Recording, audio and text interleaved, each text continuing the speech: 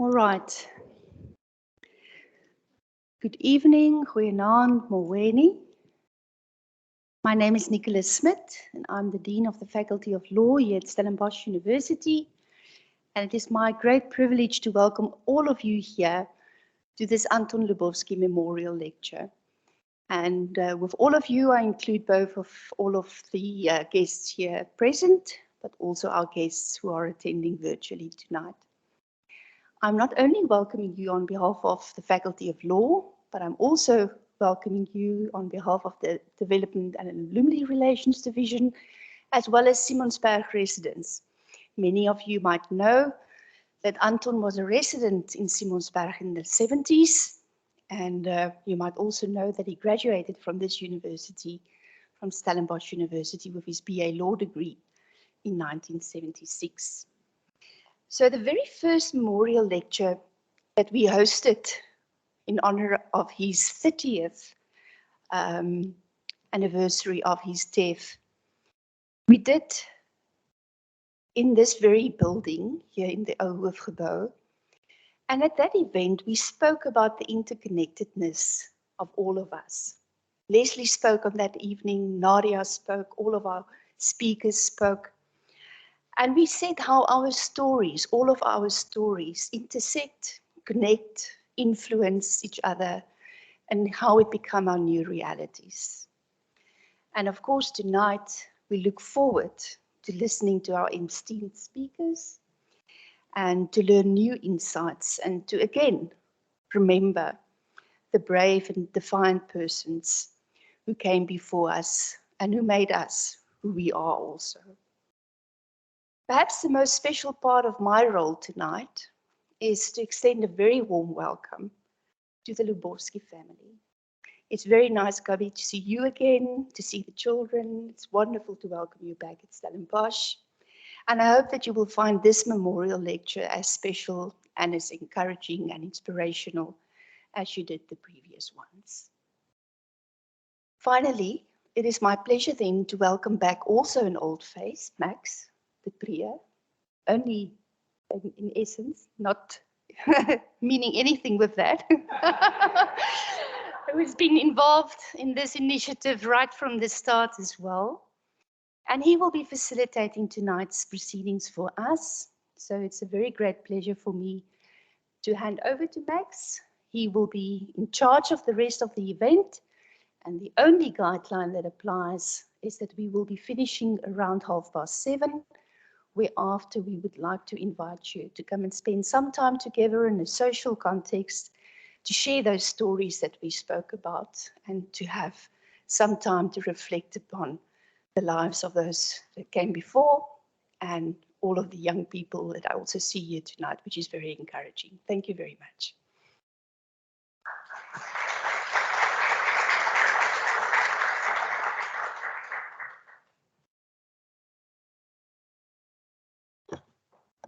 Baie dankie en goeienaand aan almal.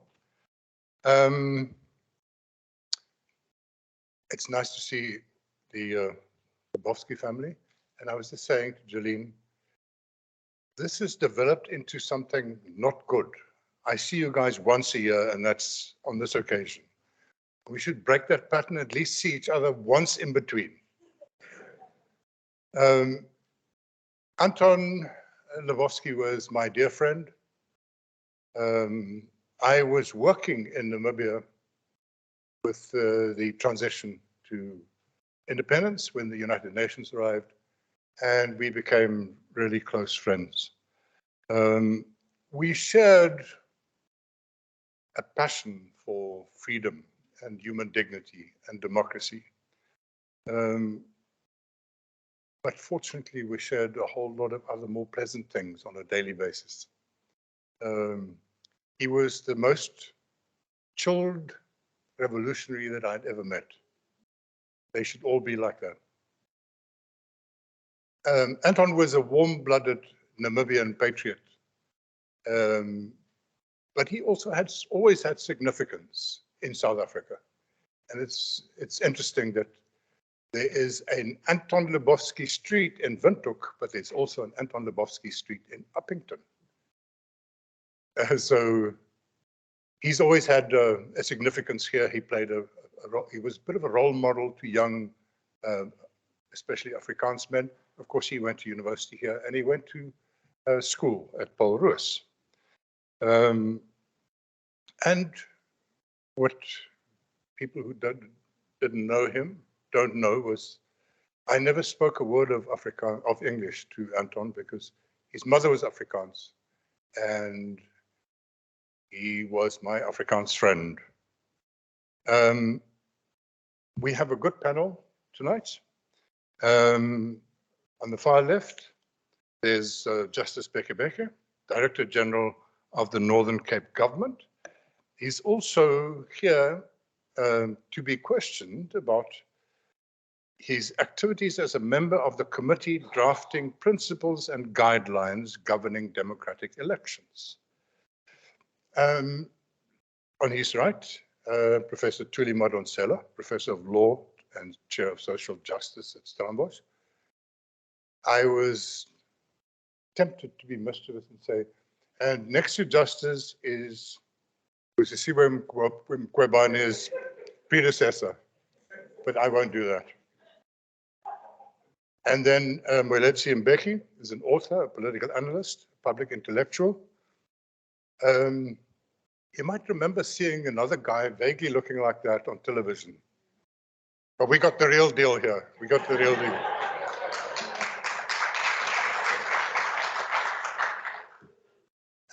First, I want to introduce Justice Bekebeke to you, because he has a personal story that he wants to tell, that he wants to share with all of us.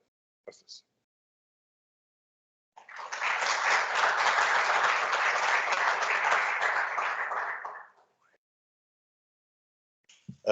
Good evening, ladies and gentlemen. Molweni en goeienaand. Ek is van Appington, ek praat Afrikaans. So as julle dink ek is by 'n verkeerde plek, ek is definitief nie daar nie. 20, 30 jaar sou ek by 'n verkeerde plek hier gewees het. Maar dit is 2022, ek is by die regte plek. The Lubowski family, you know, I hope I don't become emotional as I am wont to do when I relate this story. But let me start with the gentleman here who is going to be, as they say in isiXhosa, umbhexeshi. Max, I have never met. But 33 years ago, as we found ourselves facing the death penalty, actually already being there, you were one of those people, Max, that put your neck out in order to inform the world about our plight. And as I make that connection to Anton, two white men, comfortable, who could have lived a comfortable life. It's not that you did not have a conscience, but you decided to use your conscience. You decided to become a human being, and you did not decide to be a white man. And I stand here today as a product of two white men, that I am alive today. If you did not go out of your way and do what any human being would do, if Anton did not go out of his way to ensure that he is going to take this case, whether he's Namibia, Windhoek then, say West Africa then, he had his hands full anyway, preparing for the liberation of his country. And there he had to fight a battle for 26 black prisoners who were definitely going to death row. Ladies and gentlemen, good evening. I just thought I have to say thank you. It's the first time in 33 years that I meet him personally. And I think on behalf of my comrades, dead and alive, sithi enkosi. Baie dankie, Ralebo. Thank you.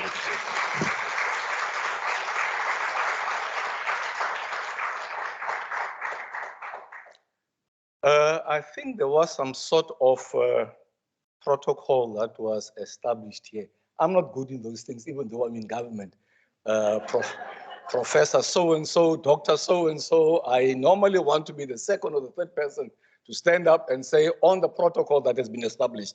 If it hasn't, it's going to be done later on. It's not out of disrespect to anybody. I think I do respect all of us as we are here. Ladies and gentlemen, I stand here today as an ex-political prisoner of death row for a number of years. I was arrested in 1985 in Uppington, and after a 3-year prisons, actually being in prison, we were eventually found guilty. Not that that was it was a no-brainer. We were going to be found guilty anyway. You are black, you were found there. What is your problem? Accept the sentence as it comes. Challenge that we were sitting with then is how then do we minimize from 26 to whatever? But let me start from the beginning, where my connection and Anton starts. Anton was born on the 3rd of February, and I just told, I think, the sister here, 3rd February 1952, in a small town called Ludritz, in Namibia, coastal side. 3rd February 1942, another individual was also born there, and that was my mother, Susan Bekebeke. So both of them on the 3rd of February, 10 years after the fact, and both of them had to fight for my life in Uppington.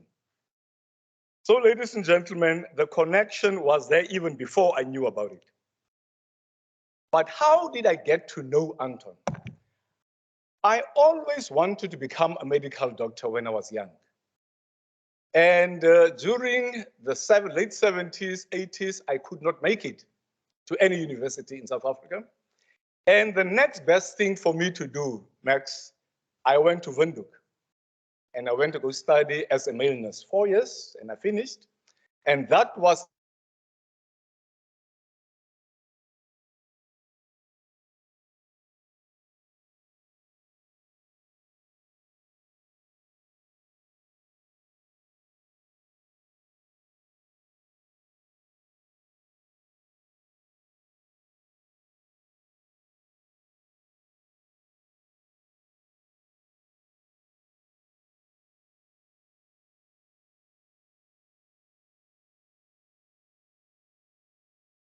open plain. And next to the plain was what we called then the Ovambo Hostel. Now, Ovambos, being mostly from the north, were always connected to SWAPO. And the then establishment made it a point that they are kept in this hostel. Security should be as high as can be. And here is this Sunday, there they are. Nothing abnormal about it. But as I was looking, I saw, but there is somebody else around there. And I asked around from some of the other fellow nurses that, who is that? And they told me, man, there's a white chap over there. And I hurried down the stairs and I went over. By the time I arrived, it was just when this white person had finished speaking, got in the car and he left. And I asked the other guys, by the way, who was that? And I was told it's Anton Lubowski. Anton Lubowski, yes, an advocate, a human rights lawyer, labor lawyer, but most of all, a member of SWAPO. Now that I can tell you was a recipe for disaster, one way or the other. Here is a white chap who had no business with us blacks who were fighting for our freedom then.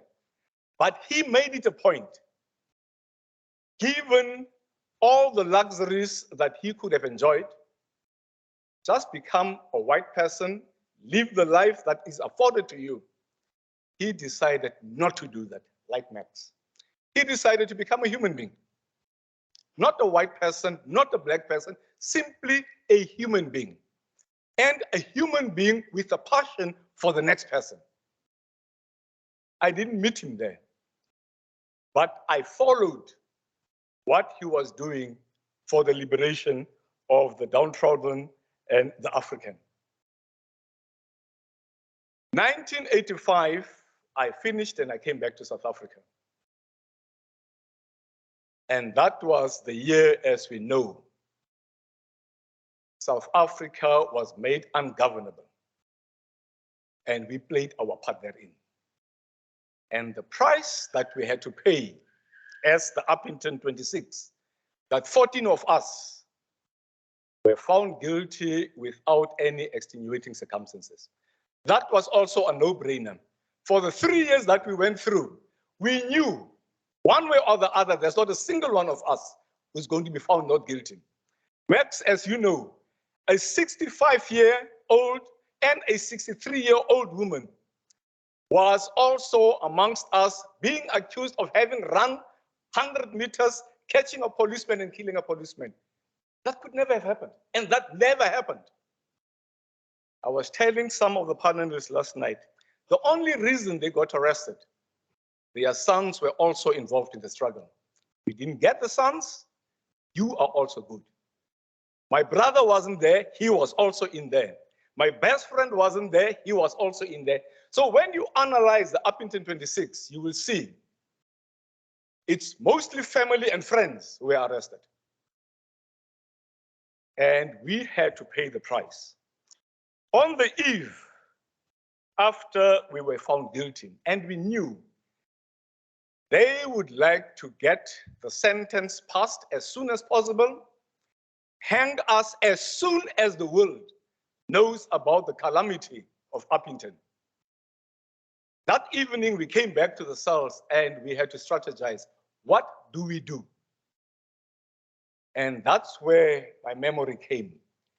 Yes, we had luminaries of SCs in South Africa, but we had one comrade advocate, and that was Anton. And the request went out, can somebody please send an SOS to Anton Lubowski? On that evening, as we went back to court the next day, we were informed Anton, luckily for us, was in Cape Town. And Anton made his way through to Uppington with the lawyers who were supposed to go and assist him. As you know, as lawyers, advocates are not supposed to take any brief from the floor, and that's what he did. To him, it was not a matter of protocol. To him, it was lives are at stake. So whatever happens, I will break the rules, but I will ensure that whatever little bit I can do, I will save lives. From the 26, ladies and gentlemen, 14 were eventually found guilty. Actually, 14 were sentenced to death. So it was a small victory for us. From 26 to 14, those are lives that were going to be saved. And because of whom? A white man who had no business fighting a battle that was not his. He made that battle his. He made that battle his to ensure that at the end of the day, whatever lives he can save, he was not saving blacks, he was saving human beings. We traveled through on the Friday, actually the Saturday morning after the sentencing, through to Pretoria. Gabriela, the first visit, when Andrea then visited us, it was Anton says, when I land at Jan Smuts, as it was called then, I will make it a point to come visit you. And that is a visit that we were looking forward to. We were not looking forward to a lawyer visiting us. We were looking forward to a comrade coming to see us. That visit never came. That visit never came.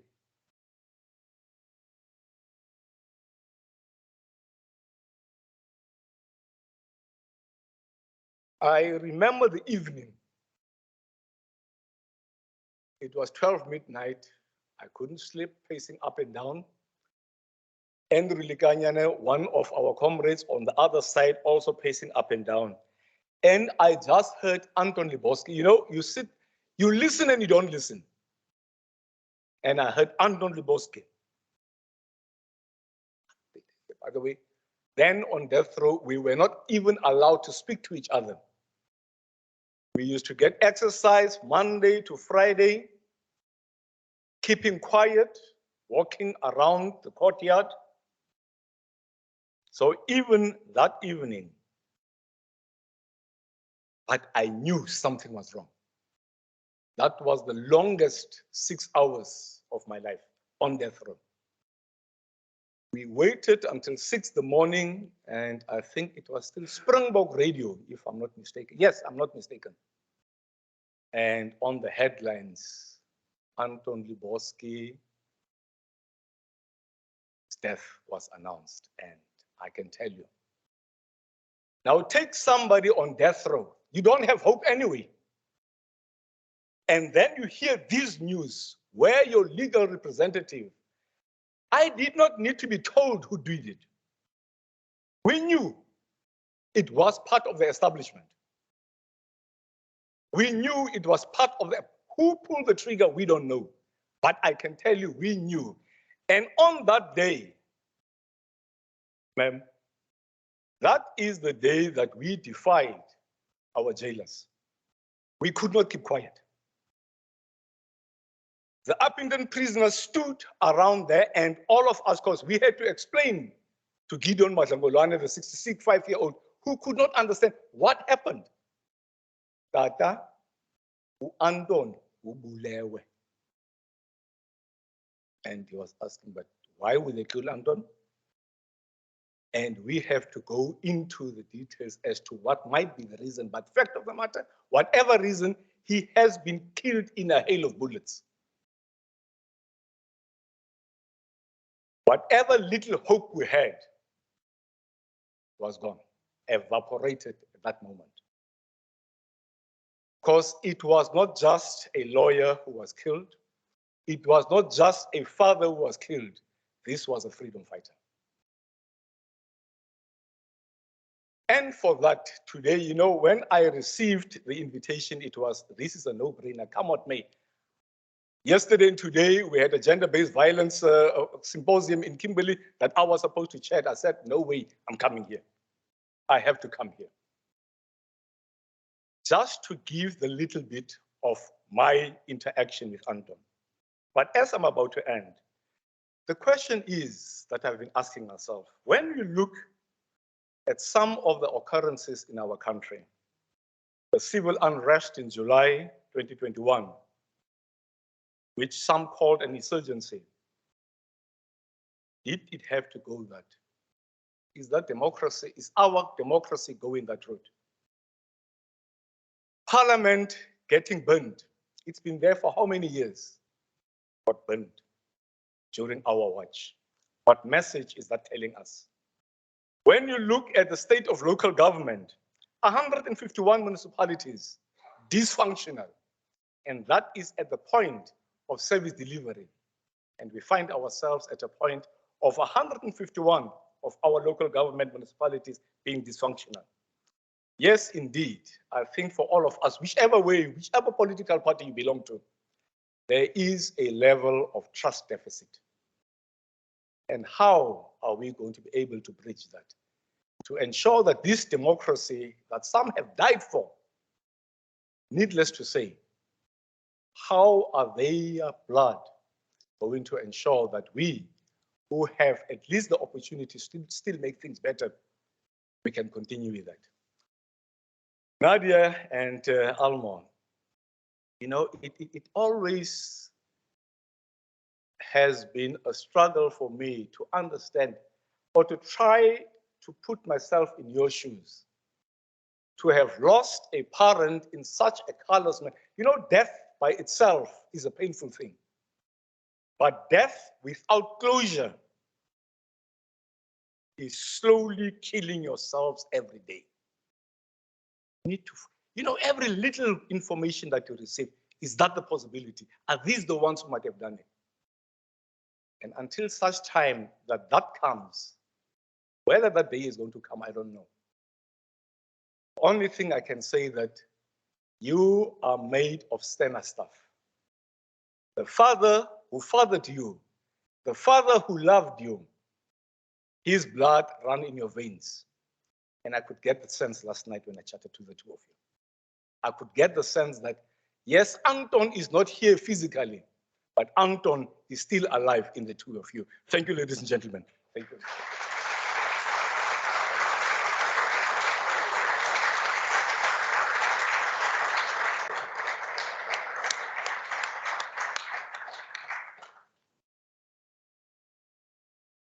Thank you very much, Justice. Let me quickly then join Justice and just tell you a little story. On the morning of the 13th of September, 1989, early morning, I was sitting in my office.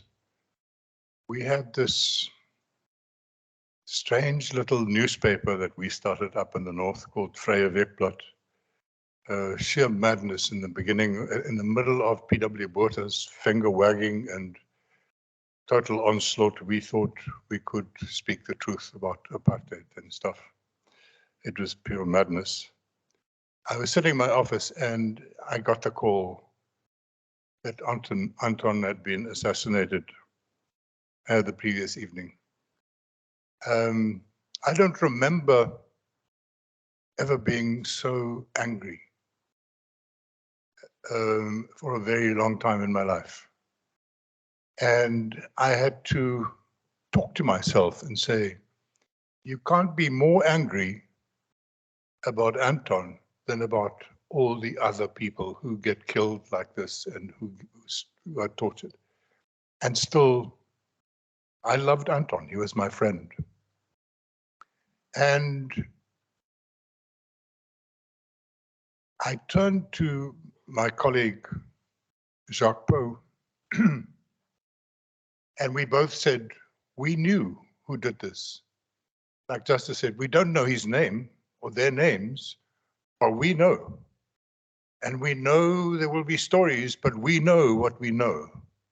So Jacques had previously worked for Rapport, and this crazy security police captain named Dirk Coetzee went to Rapport and he said, I'm running a police unit that kidnaps and tortures and kills people. Can I tell my story? And Rapport sent him home and phoned the cops and they said, you better control this man. So when I said to Jacques, the last thing we do with this paper, we need to nail who did this to Anton and who do all the other assassinations. So always wished I could tell Anton that his death inspired a search of years. And not long after that, we broke the story of Vlakplaas.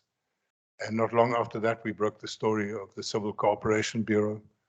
And not long after that, we broke the story of the Directorate Covert Collection. The three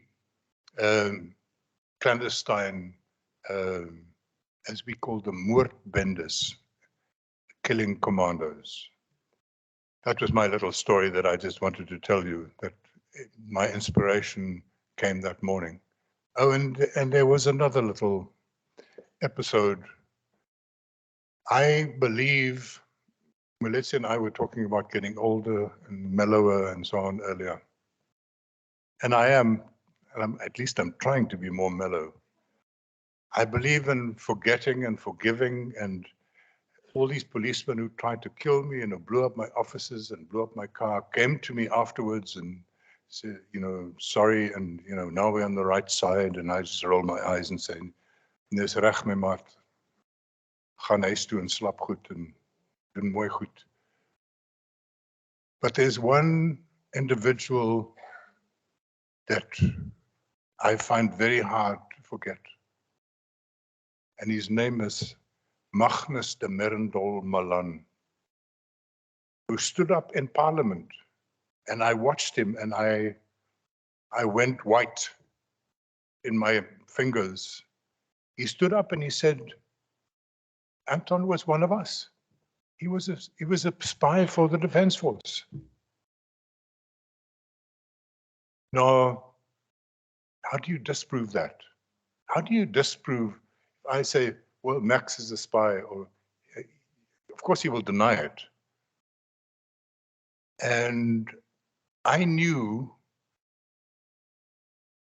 for 100% certain that it was sheer nonsense, because I had spent many, many, many vulnerable moments with Anton Lubowski. And many moments where, forgive us, we were young, where we had too much to drink. And we would sit, at midnight we would drive from Windhoek, from a pub to Swakopmund, and we'd go and park with his car on the beach. And we talk diep dinge tussen die manne. I would have known that there could potentially be a side like this up to Anton, and there wasn't. And so I spent considerable time and considerable energy and made 2 documentaries and wrote a whole lot, systematically proving that everything that Magnus Milan said was false and was made up, and that he knew that he was lying. He wasn't standing up and he was fed something by some of his soldiers. He knew that he was lying. So I haven't forgiven him yet. Now to the panel. Our theme for tonight is social justice and the Constitution. And I'm very happy to see Thuli Madonsela with us, because you have said some profound things already about that. Our Constitution is very upfront about social justice and very explicit about social justice. But my impression in 2022 is that we have not lived up to the commands of our Constitution when it comes to social justice. Give us some of your thoughts on that.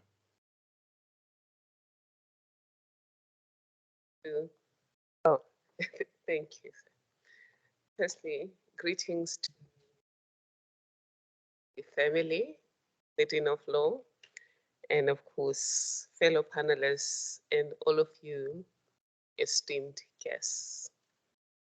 I agree with your proposition that we've not lived up to the demands of our Constitution. It's one of the few constitutions in the world that claims that it is laying the foundation for establishing a new society. And this was pointed out by Justice Ismail Mohammed, that unlike many constitutions that regulate affairs as they are, ours is one of those constitutions that lays the foundation or a blueprint for something new. And it says it lays the foundation for healing the divisions of the past and establishing a society that is based on democratic values, social justice, and fundamental human rights and freedoms. And that in that society, every citizen's life must be improved and every person's potential must be freed. And then, of course, we have a Bill of Rights that entitles everyone to various rights, which include ordinary freedoms, but also unusual freedoms such as freedom from hunger, the right to social security, a right to health, access to education, etc. With more than 300 years of a designed unequal society based on manufactured inequality and what our own Stellenbosch professor Sampieter Blanche called unfree labor. You wouldn't expect that we now would have become a socially just society. But perhaps I must just spend a minute defining what I understand to be social justice. I think our professor Nicola here is one of those who have engaged with the subject. It is justice. Social justice is justice. And if you understand justice as fairness, as John Rawls defined it in 1971, then social justice is just a dimension of justice that is fairness between groups as opposed to justice between individuals. So to the extent that our society still shows the asymmetries of manufactured inequality that were created by years of colonialism, apartheid, patriarchy, and urban-centric policies, then we haven't done enough. There should still be those asymmetries, but they should be declining. But the problem we have is we've become the most unequal society in the world, according to Statistics South Africa and the World Bank. Our Gini coefficient is almost at 70%, 0.69. And this was pointed out by Peter Blanche, I think in 2002 already, that we're not going in the right direction. So even if we're not there yet, we should be diminishing these inequalities. And gender inequality has gotten better, but gender-based violence has increased, and that's a form of inequality. I've just spoken about the Gini coefficient, poverty. Poverty in South Africa was manufactured in order to create unfree labor, as our colleague called it. In other words, to make people desperate enough to work, not because they want to work, but because they have no option. So if you flip to 2022, poverty across all groups is 1 in 2, 55.5%. In a constitution that says it seeks to free the potential of every person and improve the lives of everyone. But if you disaggregate that by race, poverty amongst those classified by law as white is 1%. Those classified by law as Indian or Asian, 6%. Those classified by law as colored, between 38 and 40%. And those classified by law as African, in other words, indigenous Africans, 64.2%. So you can see the symmetry between the unjust laws of dispossession, job preservation, etc. in the past and what's happening now. So I would say we're not doing as well as we should, but I wanted to end on a good note. I can say without fear of contradiction that today is better than yesterday. If it wasn't for this constitution that some people are now rubbishing, we wouldn't be sitting in this room together. I wouldn't be teaching in this great institution. But forget about that. I wouldn't have had the education that I ended up having. But that sounds selfish, isn't it? Because I'm talking about me. But even Palisa Musa, who's poor because she was arrested on June 16, 1976, and ill-treated at the women's jail at the age of 12, and therefore her education and future were derailed, she's still better than yesterday. If you compare the life of Olive Schreiner, who couldn't do certain things. I mean, her first book, she couldn't even write it in her name because women were supposed to be silent. I think about Charlotte Maxege, the first Black woman to get a degree. She couldn't be employed in certain jobs because of job preservation. So we could say, in terms of formal equality, things are better. But there's two freedoms that we now have. Political freedom and legal freedom. And those are levers of achieving other freedoms, which include freedom from want, freedom from inequality, and many other things. So I honestly think, yes, we're not going fully in the direction the Constitution wants us to go, but today is better than yesterday. Thank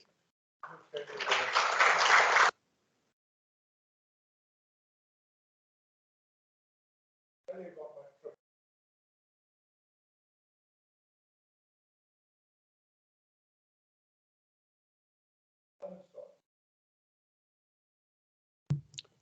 I live in Simonstown. I have a lovely view of False Bay. So I drive through Kalk Bay, quaint, very wealthy little place, lovely restaurants, and then I go through St. James and then Muizenberg. And it's all very lovely, and False Bay is on your right, and the architecture is beautiful, old Georgian and Elizabethan kind of architecture and stuff.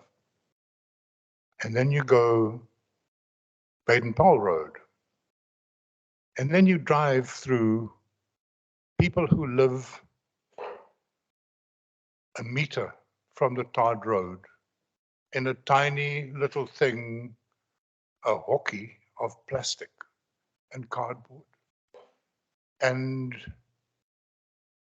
I sometimes think, I'm too fragile today. I'm going to go into the city and come back, and then just to avoid being reminded of that.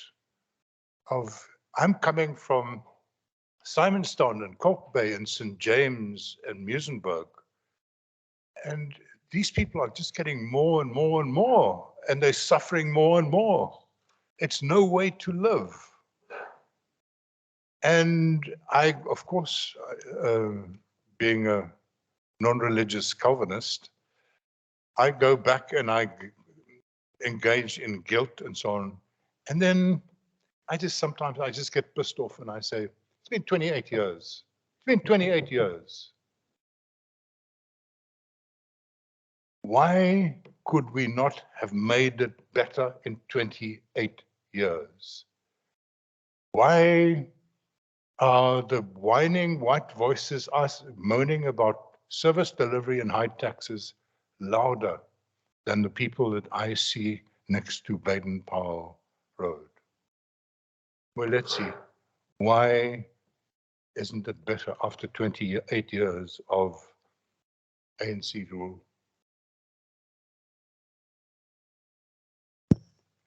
Well, good evening, everybody, and good evening to the Lubowski family. Well, the question, the answer is actually quite simple. Many people, I had an interview a few weeks ago with Judge Dennis Davis, and he asked me the same question as to why are we where we are today after all the effort that went into struggle to find a better future for South Africans. So I said to the judge that, which I will say to you today, that the answer is that we didn't ask the ANC what really was its agenda. We assumed what the ANC's agenda was. And we listened to a few of its propagandists. And so I told the judge that that's what happened. We South Africans don't like to listen. We love talking and dancing and toy-toying and singing, but we don't like to listen. So I said to the judge, what was the ANC trying to do? What did it say it set up to do? So I said, the ANC has always made it very clear, even before the ANC was set up. Before the ANC, there were things called vigilance associations way back in the 19th century, especially in the Cape and in Natal. What they set up to do was what the Cape 1853 Constitution did, which was that if you could write your name, if you had 10 pounds worth of immovable property, I think it was 10 pounds, Cecil Rhodes moved it to 25 pounds, you had a vote.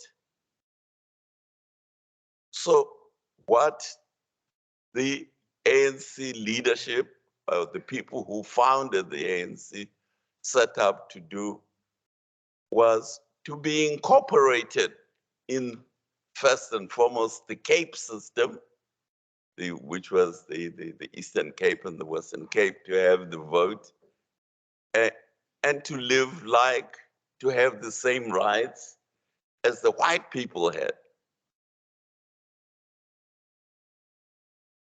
So that's what it set out to do. And then it went to Natal, and then it went right around Southern Africa, not just South Africa, the whole of Southern Africa. That was what it set out to do. There was an interview, one of the most important commissions, you know, South Africa, we love commissions. Every other day, there's a government commission. But not many people actually read the commissions. But one of the most important commission for South Africa was the South African Native Affairs Commission, which was set up by the British after they defeated the Boer republics. They set up the South African Native Affairs Commission in 1903. And it sat for 2 years, from 1903 to 1905. And so they interviewed a whole number of people of all races, not just South Africa, Zimbabwe, Botswana, Lesotho, Southern Africa. And one of the most striking interviews there was with a very successful farmer, African farmer in Natal. His name was Micah Kunene. So the commissioner asked him, Mr. Kunene, do you want the King of England to leave South Africa and the white people to leave South Africa? And Mr. Kunene said, we, the civilized natives, don't want the King of England to leave South Africa, because if you left us alone with the natives, they will kill us. They will kill us because we have bought land. They don't approve of buying and selling land. We have gone out during the wars and supported our government, meaning the Cape government, the Natal government, the British government. We've gone out and fought on the side of our government. If you leave us behind and you leave us with our people just like us, they'll kill all of us as civilized natives. Now, who set up the liberation movements? Not just South Africa, Namibia, Zimbabwe. It was the civilized natives. And they were the ones who wanted to be incorporated into the colonial system. If you don't believe me, there's an article that Mandela wrote after the Freedom Charter was adopted in 1955. Mandela was asked, this nationalization that you are talking about in the Freedom Charter, now you want socialism. So Mandela wrote an article. There was a magazine called Liberation, which I think Ruth First was one of his editors. So Mandela said, no, the reason we want nationalization is to dismantle the monopolies that are stopping the Black people from becoming capitalists in their own right. We want to dismantle these blockages so that if we remove the blockage to Black people becoming capitalists, that is what we are after. And Mandela repeated this during the Trivonia trial. And he said, as far as I can recall, Your Lordship, he was responding to, there has never been a time anywhere where the ANC has said it is against capitalism. So that's what the ANC was fighting for. That's what Frelimo was fighting for. That's what SWAPO was fighting for. And what do we have today? As Thuli has pointed out, we have actually the Gini coefficient in South Africa is higher now than it was during the apartheid era. And who is the driver of this? It's the Black middle class who control the state. They use the tax system to drive the inequality. So the shacks that you see there, they're not there accidentally. One day, I won't mention any names, I said to a minister of human settlement, ANC Minister of Human Settlement, I said to her, I will pay for you to come with me to London to go and see working class housing. My initial training was in construction, and I worked in working class housing for the Greater London Council, building working class housing for the Greater London Council. High-rise buildings, some as high as 25 floors. So I said to the ANC minister, I'll pay for you. You come with me and I will show you an estate in London called Roehampton Estate, which is a working class estate built by the British local authority there, so that you can see what you can do for the community that you were driving past today. And she said, oh, Moeletsi, you don't understand. This is not for us. The high-rise buildings are not for us. So I said, who are they for? Most cities in the world are high-rise built. So she just said no. And she turned down my offer of a free ride to London. She didn't even want to know. At least so coming back to your question, we have to realize I'm not talking behind the ANC, my family was part of this. So we even had a member who became a president of the ANC. So we were part of that construction. But that is the reality.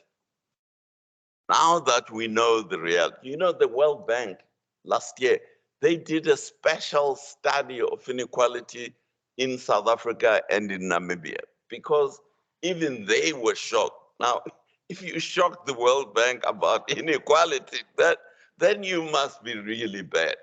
So they did a special study of Namibia and South Africa to try and understand how this inequality works, how did it come about, and if possible, what can be done to address it. So it's not coincidental.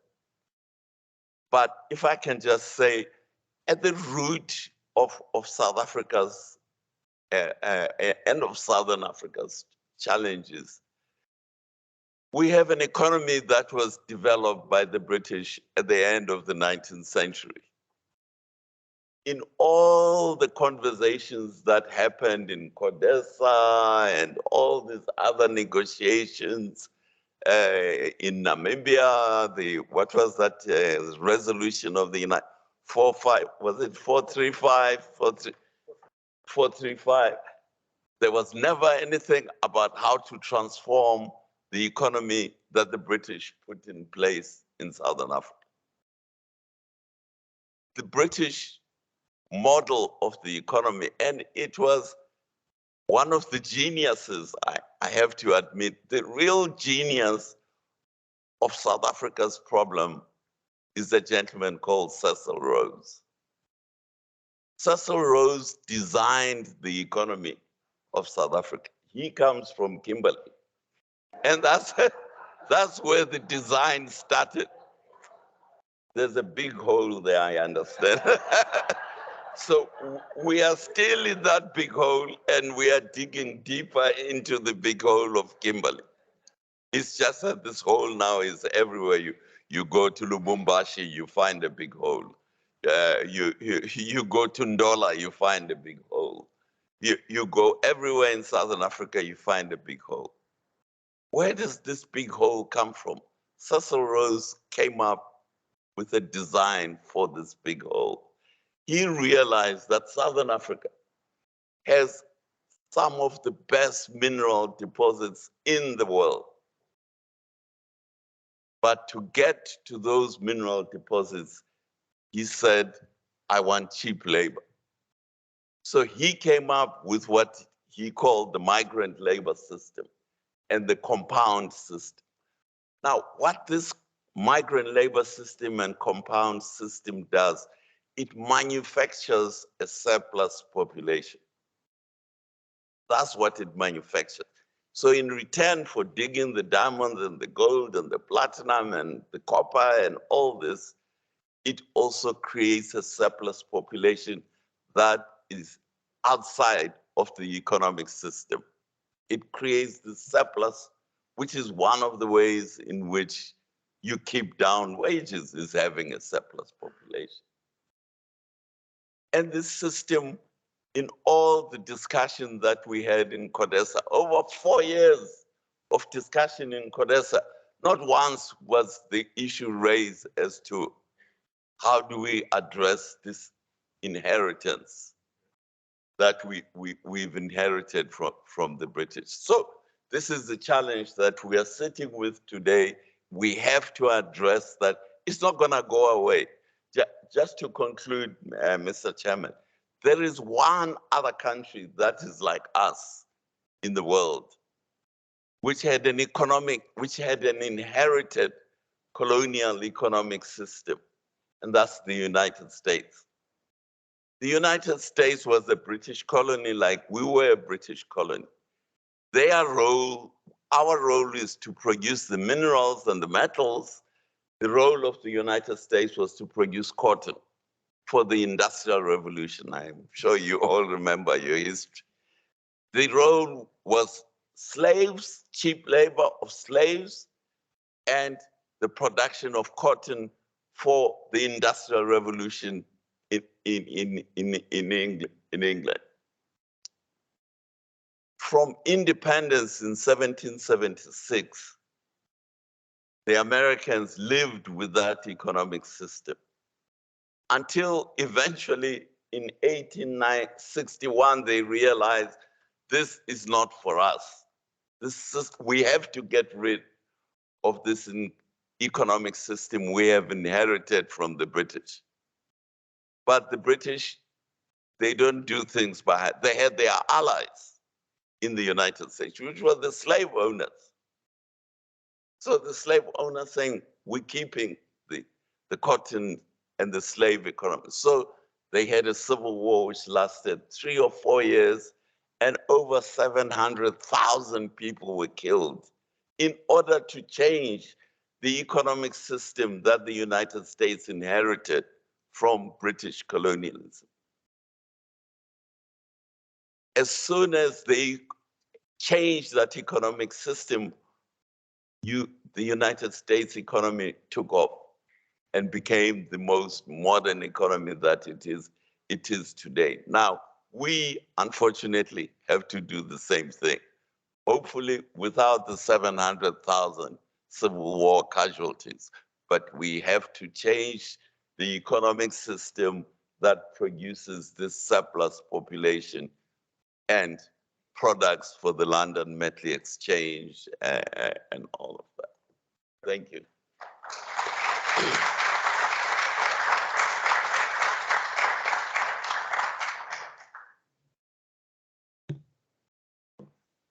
Justice, my broer.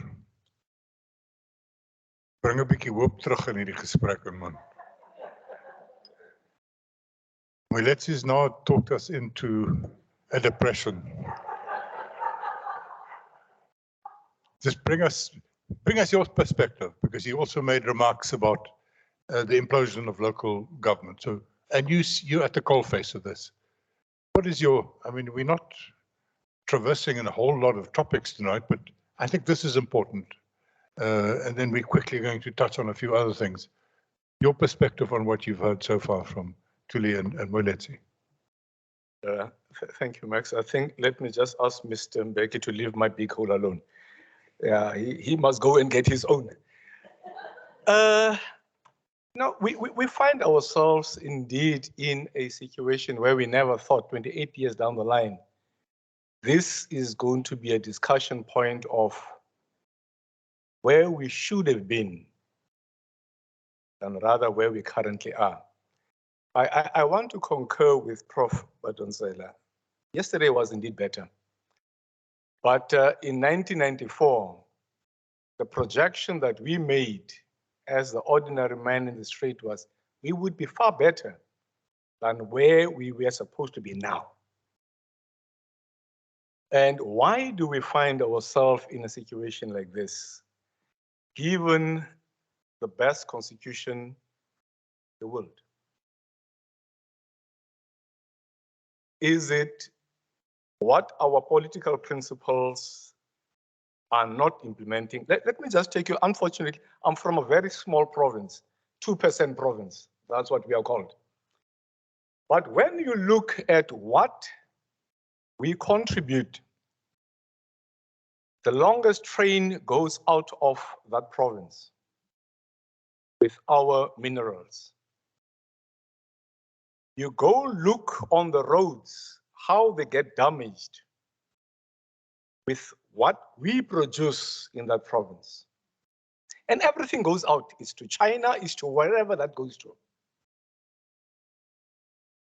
We were sitting with a 65, more or less 65% of youth unemployment. Somewhere, somehow, I can tell you that is a powder keg. If you want a revolution on your hands, that is a revolution wanting to take place. When the sixth administration started, what my premier asked, as we were sitting there as accounting officer, DJ, can you tell me how many houses have we built in this province? And as I was still looking at the HOD of housing, I said, no. Don't want to tell me about how many houses have we given a tender out to.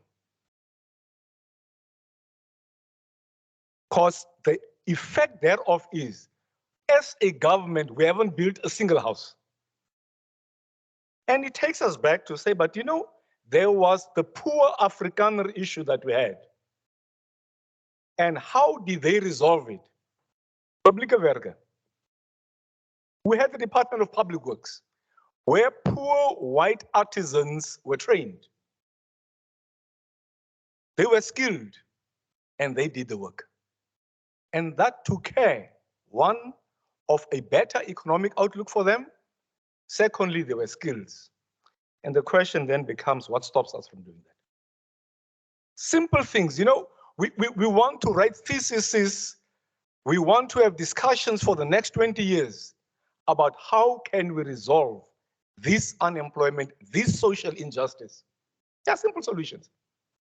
Small province as we are, what he then said, you know what? Let us register a construction company. This construction company is going to employ youth. We are going to train them. They are sitters that have got money. The state doesn't have a money problem. We've got a problem as to how we use that money. Train the youth. Let us ensure, let's start in Kimberley, small space, train them and ensure that at the end of the day, once they are done, we expand to the other 5 districts. Why can't we ensure that what comes out of our minerals, there's a word called beneficiation. I've heard that word, I think, for the past 15 or 20 years. Every person talks beneficiation, beneficiation. You know, there are studies that have been done, but nobody implements that. Our steel still goes out. Our diamonds still go out. And when they come back, we've got to pay the price for that beneficiation in China. So the simple solution is, let us drill down and do the simplest of simple things. But one thing before I close, this cannot, and last night, you know, out of your frustration, my frustration, I'm trying to think, but how can we really move the ball forward? And my perception is that if we leave that to political parties, that will never happen. There is a sense of it's for me and for me whilst I'm here. Civil society, and I think Mr. Mbeki just told me also just the other side. Yes, it might be a good idea, but there's also the wrong side thereof. Let us see how we can jointly, you know, it's good for me to sit here and blame one or the other civil servant, blame other politician. What am I doing as an ordinary man in the street? This democracy is not the ANC's democracy, it's not the DA's democracy, it's my democracy. If I will not stand up and find, as the same way that we did in the 80s, if we don't stand up and do something differently, we are going to be lamenting for another 20 years. And things will be worse by then. Because if the youth, I can tell you one small powder keg, and I can tell you 1985 and the 80s are going to look like a picnic. That's where we are currently going to. So, Max, the solution is very simple. Where we can, let us ensure our economy can be brought back to what it used to be. But that needs cool heads, that needs a discussion amongst us to ensure that, yes, those little things, it took a small province, Northern Cape, to realize in our own province, we are sitting with a huge problem here. How do we then ensure that what we have identified, there's a solution to? Small as it is, but it's a step in the right direction. You know, 100 students, 100 kids out of the street, 100 kids at least, that gives hope to the others to say that there's something coming. There's a commitment, and especially if that commitment comes from the head. You know, I could have said that the Premier took it upon himself to indicate, man, things are not happening the way they are supposed to be happening. I don't want to leave a legacy that says that you came and killed the dreams that some people died for. Thank you, Max.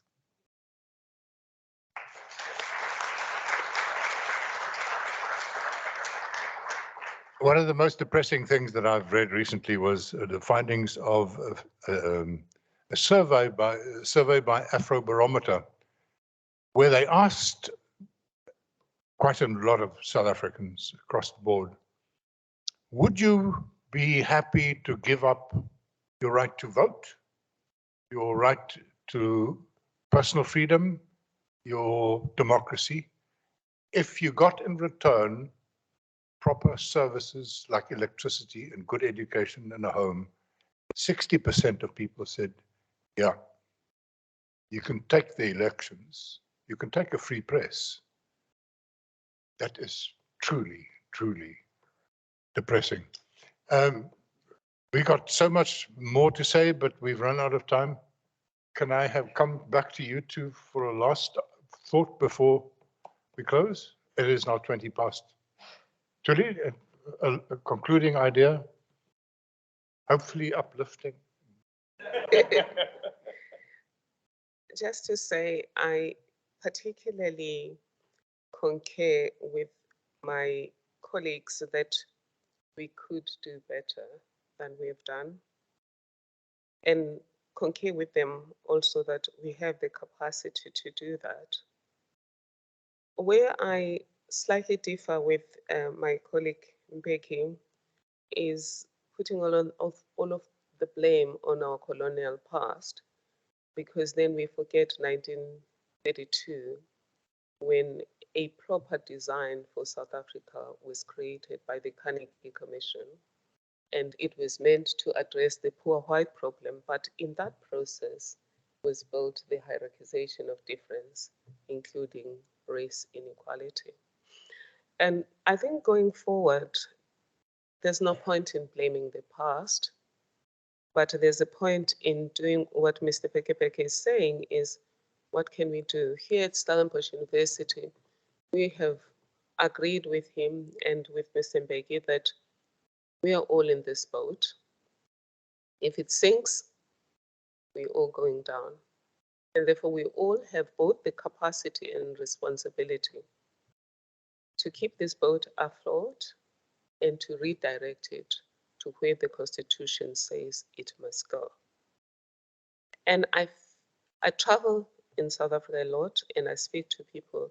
I think at the level of one-to-one, there's a lot that's happening. And I just want to caution that part of the problem is thinking that the solution is jobs. Do you know that Verwoerd's whole dream was the Africans should only be good for jobs? And if even implemented an education system to de-skill them. Before then, my father had never seen a classroom, but he was never unemployed in his life. He worked somewhere, and in the 70s, he got sick and was admitted to Baragwanath Hospital for a year. When he came out of that, already had a hustle, a side hustle. He's one of the founders of the taxi industry, having done it informally. Well, it's not the good industry now, but when they were still doing it with those Chevrolet vans and with benches at the back and canopies, it really was a decent industry. But the point I'm making, and then he was a founder of, also a pioneer in what we call now the spaza shops. Again, it's because that was before there was that manufactured helplessness. You can see the difference between a generation born before the 50s or raised after the 50s and those raised before the 50s.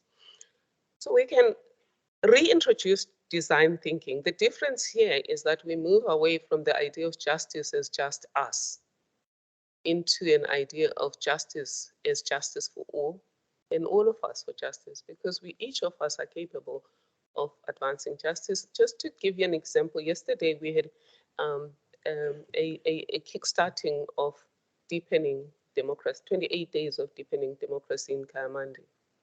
And if you blame the ANC for everything, please visit Kayamandi. The Western Cape has been run by the DA for a decade. And Kayamandi is one of the poorest places in the whole world. And therefore, it's a structural defect as opposed to a political party defect. It's about design thinking. But during that, I introduced a little girl who's now 11. At the age of 10, she wrote a book, Lola the Spy Dog. Charlotte Maxege and Olive Schreiner believed if you can rise, bring others with you. Or we can even rise better through lifting others, both of those women. So this little girl is 10, Daniela Takis. She wrote this book, Lola the Spy, and she's donating 20 Rand to charity.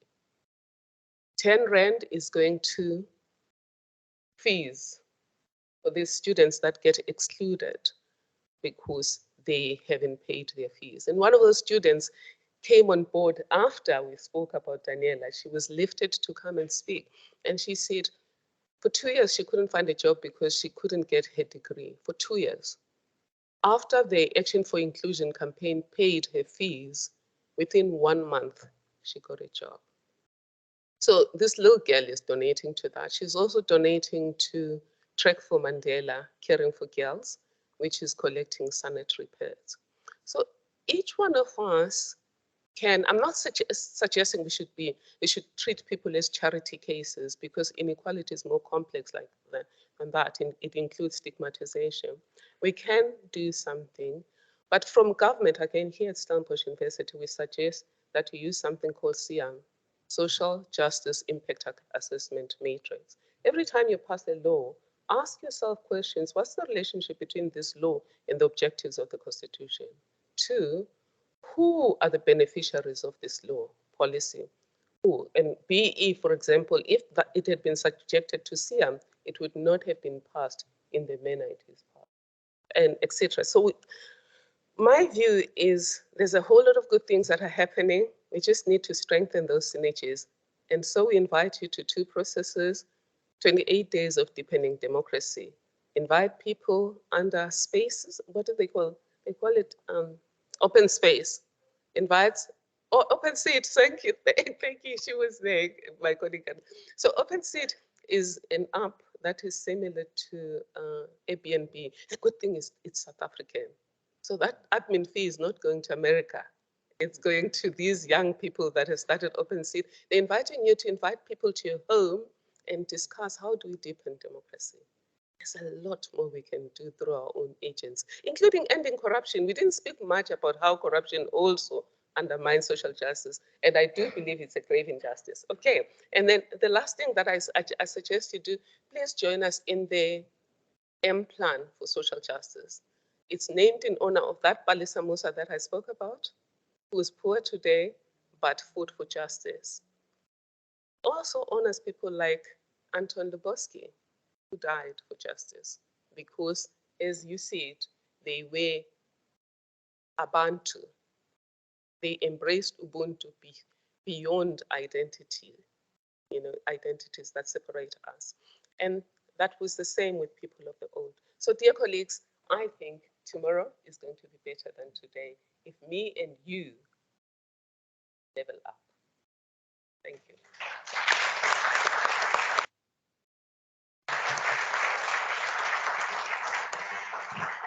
Moeletsi, I introduced you as a public intellectual.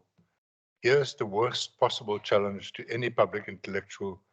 Can your concluding thoughts be under 2 minutes?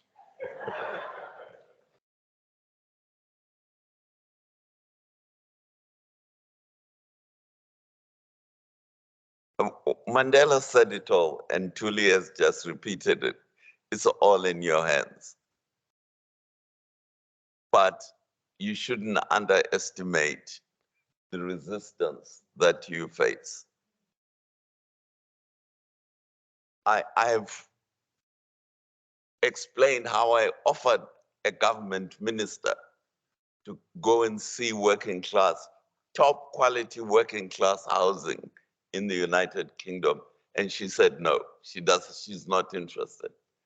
The other project which I worked on, I worked with King Zwelitin. He asked me find a solution to an irrigation project in KwaNongoma, in northern KZN. So I put together a whole team of experts on agriculture. And we went backwards and forward, coming up with a solution. We came up with a solution that showed that this project, once we sort out this irrigation project, a family of 3 at the end of the year would make a profit of nearly R500,000 rands from growing vegetable under irrigation. Then the king had appointed one of his right-hand people to be the liaison with me. So when we finished the business plan, I phoned his man to say, the business plan is ready. Can we come and do a presentation to the king? This had cost us over R500,000 rand. So he said, okay, I'll go and see him and see. So 10 days later, he calls me back and said, I found the king reading the business plan. How did he get it? So I said, I don't know. We don't know how to communicate with the king. The king had told us We must communicate via you. Anyway, to cut a long story short, the king killed the project. And what we subsequently realized was that the national intelligence had taken this project from our server in my company and given the king and told the king, don't mess around by making the poor economically independent. They must depend on social grant. What you and Moeletsi are doing are going to make the poor economically independent, and then they won't be voting for the ANC. So I'm just giving you a real, live, practical example. The king was in a state of shock, so were we. And when we looked into the server one day, we find the whole project had been deleted from our server by the intelligence people. So we have to be realistic about what we're faced with. And I'm sorry I don't have this good news story for you. Thank you very much. Thank you.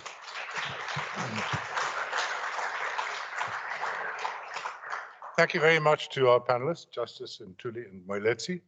It was very stimulating. I loved it, and I wish we had more time. But Jolene, will you come and speak on behalf of the family? Jolene is Anton's sister.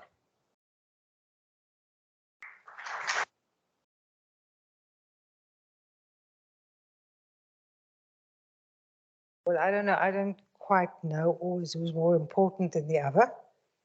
So I just want to say it was great listening to you guys. But you stole some of my stories. Stole some of my punches here. But I'll try. I'll try. Max, special word of thank you to you. And thank you to all of you for being here tonight. But a special word of thank you to the family, of which I'm now the, what? Matriarch. That's a funny thing to say, but it is like that. Thank you to the University of Stellenbosch. Once a martyr, always a marty. So thank you very much. Thank you, Nicola. But thank you, Charles, where are you? For starting and initiating, kicking off this whole thing. Thank you. Thank you also for Simonsberg. Where's Leslie? Thank you. And for bringing all the Simonsberg blazers in. I like that. And then also the alumni, what is it, development and alumni relationship, Fadi and Karen, thank you very much. So thank you very much for organizing this. But I do want to say a few things about my brother. Now that I'm the eldest sibling, I always was the eldest sibling. So it was a bit of maybe an alpha. My brother did my bidding at times. That didn't last long. So I want to take you to a specific incident, which might link into exactly what we were saying tonight. Anton was 18 and I was just sort of going on for 20. And we were both studying in Stellenbosch. So he was a matric student at Pretoria, and I was a drama student with a grueling schedule. I also happened to have been the Marty York winner in that year. So, but we bumped into each other in the street, not far from here actually. And my brother sort of looked at me, we hugged, and he looked at me and he said, hey, jy kan nie so in die publiek loop nie. Jy het 'n verantwoordelikheid, gaan sit aan jou make-up. Gaan sit aan jou make-up. I didn't think it was significant at the time, but I now know what he was saying was so true, because we all have a responsibility. You and I, we all have a responsibility. Whether it is making a marriage work, raising children, managing a hospital, teaching students, regenerating a farm, being the political head of a constitution or constituency, teaching parents how to parent, being part of the law, making art. And by the way, these are all areas my family is active in. We have a responsibility. But I always thought, what is this responsibility? And I think it is finding the truth in your specific situation. It is delving for it. It is meditating on it. It is making it your own. But I liked actually when I was sort of thinking about this, what Leo Tolstoy said. He said, truth, like gold, is to be obtained not by its growth, but by washing away from it all that is not good. So look at your responsibility, look at your area, find that that is not what is not good, and wash it away. Then keep that and live it. My brother did. He did exactly that. But there's a second ingredient, and that is passion. So if you don't find and live this truth with passion, you're not going to be authentic. And if you can say anything about maybe the Lubowski family, we tend to be a little bit authentic, passionate. And then my father, in another seemingly insignificant little incident, taught me another lesson. He said, life is about giving and receiving. There has to be a balance. And it took me a long time to really, it sort of, it makes sense on one level, but when you start thinking of it, it's all about relationships. If you can't give and receive, you are a bit wobbly. And this takes me to another instance. 2 weeks before my brother was killed, I was on a business trip in Windhoek, and in his hectic schedule, he made time for me. So we were sitting in a coffee shop at Windhoek, and a man came up to the table and he asked Anton for a meeting. And so he was sort of, yes, what is this about? And then he said, I want to talk about SWAPO. And of course, my brother immediately agreed. And as the man left the table, Anton turned to me with tears in his eyes. And he said to me, this is such an amazing feeling that people now want to talk to me. What has that got to do with it? Anton gave. He gave so much. And now he was willing to receive the acceptance from people that previously just ignored him and didn't want to speak to him. So he lived that as well. But when the news reached me that night of his murder, I battled with God deep into the night. And I only got peace when he gave me a vision. And that vision was a huge big sheath of wheat that was slow motion falling to the ground. And as the giant kernels fell onto the ground, the soil covered it. Unless a kernel of wheat falls to the ground and dies, there will be no fruit. And what we're seeing here tonight is the fruit of much of what he lived for.